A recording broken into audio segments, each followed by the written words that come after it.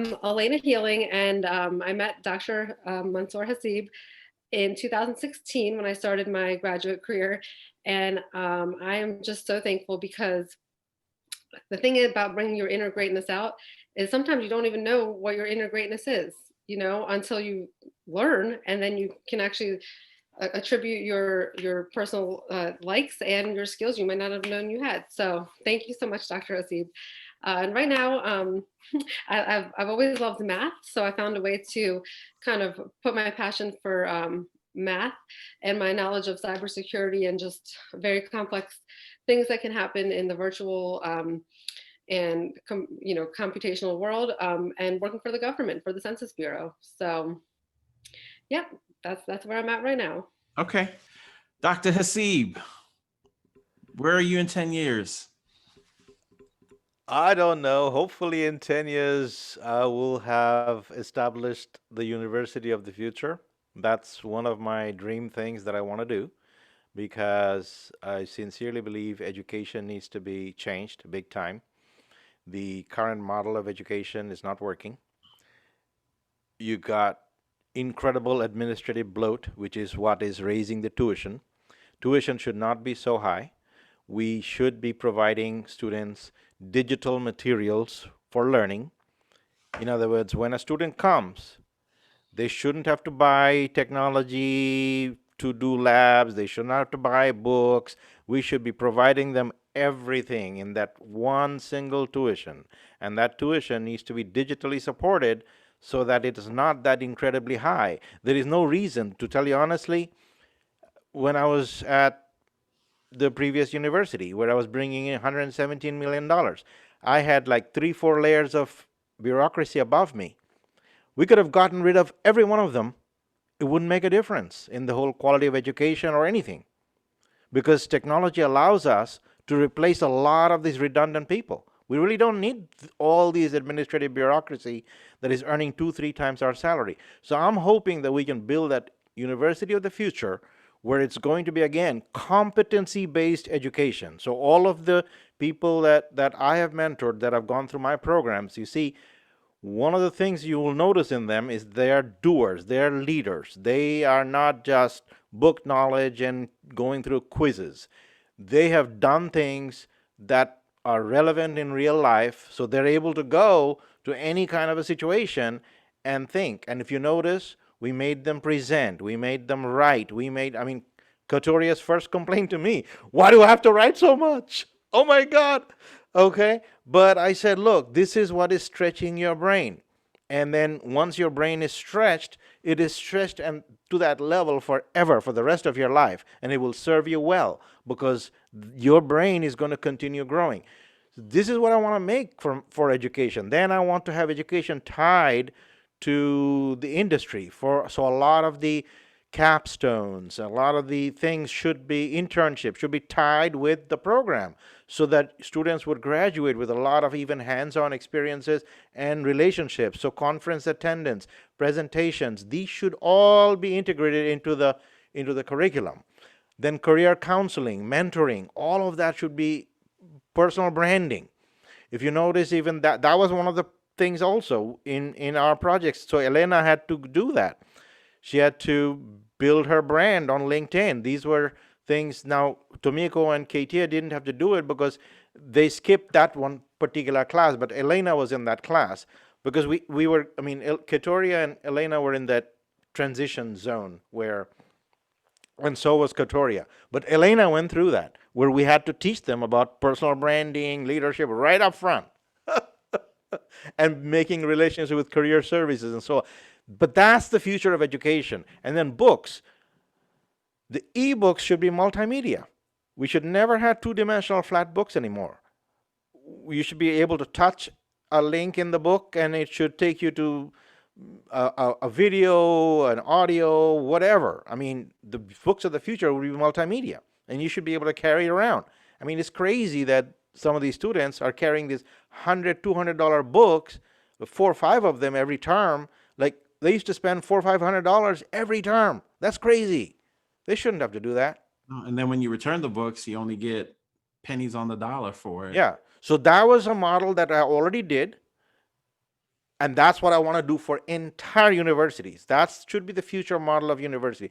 So hopefully I should be able to do that in the next 10 years somewhere. Okay. And of course, with the doctoral program in business information technology and cybersecurity to replace many of the doctoral programs today, which are so nebulous again, I want to make it a very practical oriented doctoral degree where you're actually solving real world problems that industry is not able to solve. So maybe Salesforce has a problem, or some other company has a problem they want to solve, and it'll be actually a student's dissertation. You see, that would be wonderful. The private industry could fund that, the student is funded, and we get a practical product out of it at the end. Exactly.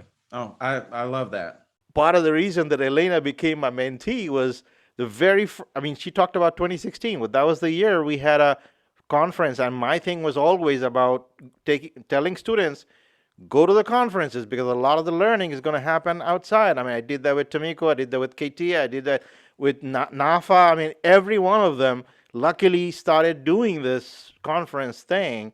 And Elena came to that conference and she bought one of my signed books.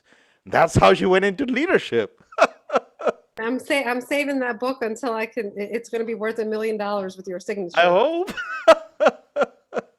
Yes. And I don't know if Dr. Hasib, if you saw in the chat, I just wrote your new book is possibly the best book I've ever read. Really? I genuinely mean that. I've already recommended it to a lot of family and who's like in the like just graduated college or like looking for you know what they don't even know what they want to do with their future or whatever. I wrote it's so crucial for everyone in every place in their life. So I'm not even I don't get paid to promote anything. I'm genuinely mean that it is such a meaning, it has such a valuable value add book for anybody. So have you finished reading it already? I'm almost finished. I've actually read almost every section because I was skipping around because I was so intrigued when I went through, you know. So I think I'm going to read it again because like I would reread a lot of paragraphs. They were just so important and things that I've thought in the back of my head. And then, you know, seeing it on paper is like, whoa, this is so true. Right. So this is the other thing you talk about this year in innovation. This book has been in the works for 2 years, but I was never getting the time. And with all those demanding jobs that I had, but then when I decided that, no, I'm making so much money for all these people, but really nothing is happening for me. And I got all these people telling me how to run my programs.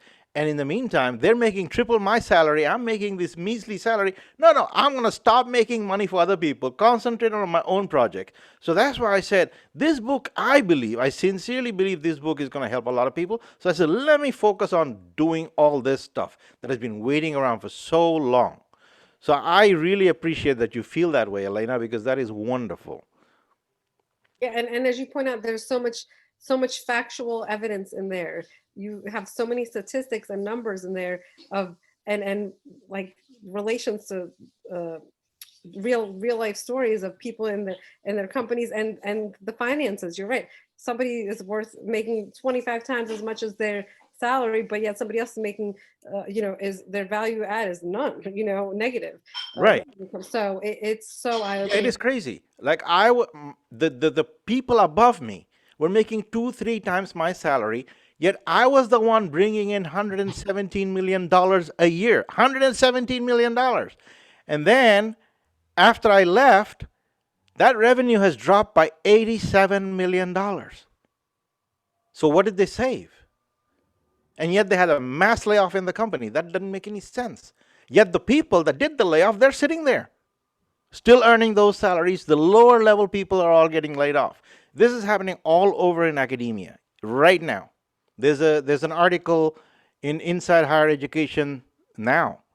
You got all these big shots. They're making all kinds of money. The people that are getting laid off are the administrative assistants and things like that. To tell you honestly, no department can run without an administrative assistant. I think you know what, Dr. Hasib, I think maybe if they haven't realized that, losing $40 million in revenue is quite a chunk of cash, especially, with how much it's like 30% of their revenue or whatever, the numbers are. But I think that time, like time heals all wounds, time tells all. I think that ultimately you're so spot on, and ultimately it will come where they will not be able to survive and thrive at all. It's only a matter of time. Yes, I sincerely agree with that. And that is what I was saying, that finally, when I made the decision not to enable this anymore, I saw that we were literally enabling, by continuing to work in these kinds of environments, we were literally enabling this. So I said, okay, I'm stopping the enablement, because I'm the spigot here. I'm the money engine. So if I stop making the money, then these salaries won't be sustainable. Yeah. That's what one of the things that I decided, that when 2020 hit and I made that realization, and I'm like, they're constantly keeping us in this strange situation where our contracts could be renewed or could not be renewed. And people making the decisions are not really the revenue earners. We're the revenue earners, and yet we are always in this constant scare that our contracts may not get renewed. And if we go ask for a raise, they'll tell us, oh, should we not renew your contract? Like they would threaten us with not renewing our contract, as though, I'm like, do you understand that we are the ones sustaining your salary?